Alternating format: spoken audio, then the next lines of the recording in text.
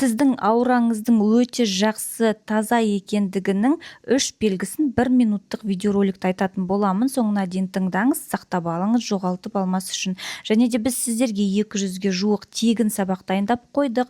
Оны алу үшін комментарийға плюсик қойыңыз. Сол сабақтарды тыңдау арқылы өз өміріңіздің қожайыны болыңыз. Бірінші белгі аураңыздың таза екендігінің бала, кішкентай бала және де үй жануарлардың сізге жақын болуы. Яғни баланың күлімсіреуі, сіздің қолыңызға сұрануы және де үй жануарлар, ит, мысық аяғыңыздың арасында уратылып жүруі, қасыңызға келе беруі.